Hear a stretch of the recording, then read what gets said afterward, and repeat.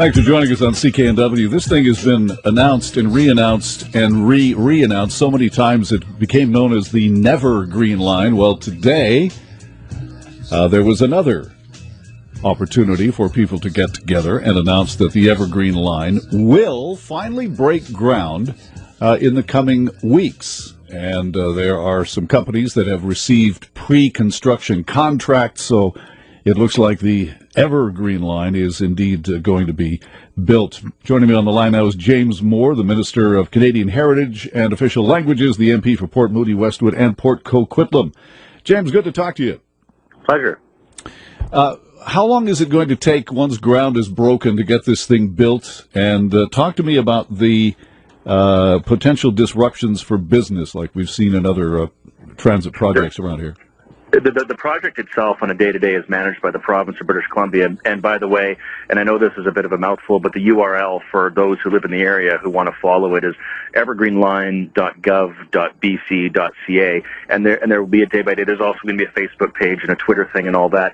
But it's really important on the second part that you just asked that the public, certainly those in the Tri-Cities, are kept up to date on this, because the truth is there will be significant shifts in traffic patterns on a day-to-day basis as we build this thing, because it involves Burnaby, Coquitlam, and Port Moody, and in each phase of the construction is going to be there will be disruptions, and the project is scheduled to be finished in early 2016. So this is not a short project. The good news is that a lot of the line, though, it will be built along the existing CP rail bed, which is off traffic and away from St. John Street, which is a major traffic artery in Port Moody. But there will be tunneling on Snake Hill, which is to say Clark Road, by North Road in Burnaby. So there will be a lot of disruptions, and that was one of the announcements today, was a website and a way for people to stay in touch as construction begins in about 3 or 4 weeks' time. Now, I don't know if the business is intensely as intense as it was on Canby Street, but are we going to see a situation where businesses are put out of business and businesses reduced because of this?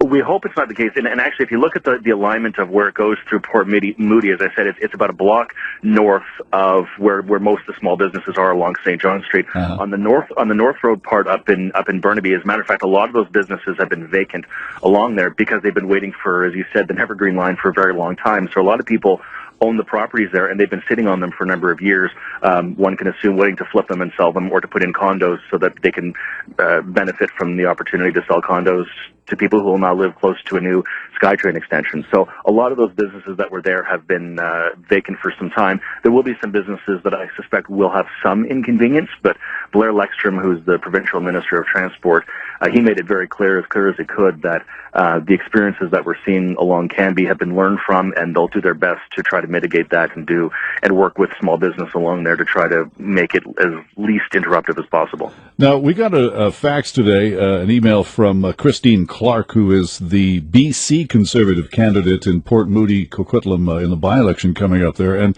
the headline on her release today says that pre-construction Evergreen Line announcement, nothing but a photo op. And I'm curious, as a fellow Conservative, I presume you don't agree with that.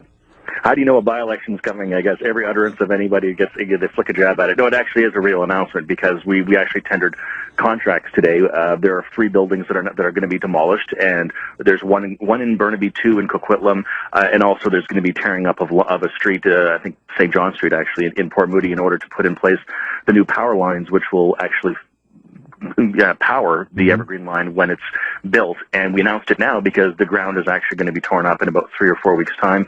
We want to make sure people know that they know to go to the website, and that they build into their commuting habits the fact of checking these websites, Twitter and Facebook, so that they make sure that their daily commute is not interrupted as often as they might fear. All right, now give me that website again. evergreenline.gov.bc.ca, or Google Evergreen Line, and I'm sure after a couple clicks you'll probably find it. All right. Congratulations on your recent marriage. Oh, thank you very much. Yes, I'm the lucky one in the partnership, I assure you.